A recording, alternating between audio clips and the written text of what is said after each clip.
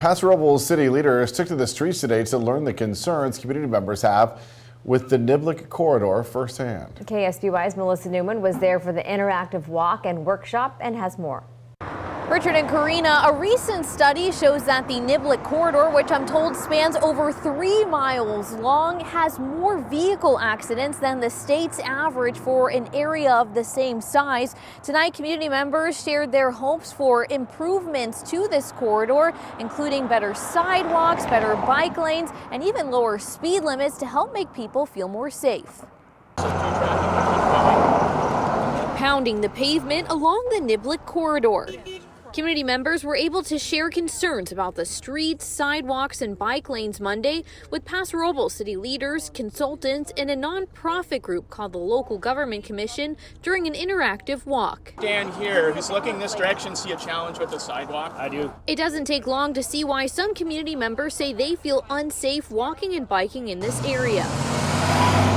For people like Dana LaCurran, the issues are twofold. I'm an athlete out here, and so I really want to see what they're going to do for bikeways and ways for runners. But the other part is professionally, I work with individuals who are blind or have a visual impairment, and how the road is designed really impacts their ability to be independently mobile in the community. LaCurran says she's hoping the city will consider adding auditory pedestrian signals near Paso Robles High School. So sometimes when there's not signals by the vehicles themselves, they need the auditory pedestrian signals or some other method for knowing it's safe for them to cross, it's their turn to go. Paso Robles city engineer David Athey says 30,000 vehicles drive on the east side of the Niblick corridor and 10,000 on the west side every day. Some neighbors say all of these vehicles add to congestion while trying to get to work. So, we're in the position of trying to find different ways to circumvent the high school. So we're a little bit concerned what's going to happen if they do put in this big housing track straight up Niblick. Those involved in the project will collect all of the suggestions gathered this week and bring a plan to the City Council of what new projects need funding. The solutions are varied, and they're going to be expensive to inexpensive and hard to easy to implement. And we're going to come up with a plan that looks at all those different solutions, and so we can prioritize those and come up with a good plan for our corridor.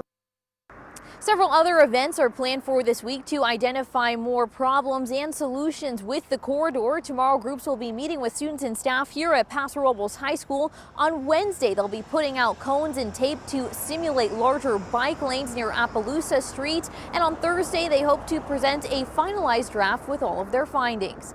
In Paso Robles, Melissa Newman, KSBY News. The city says the projects they decide to move forward with could be put in the city's budget for next year and get implemented starting next June. The city's engineer says the issues that present immediate safety concerns might get resolved sooner.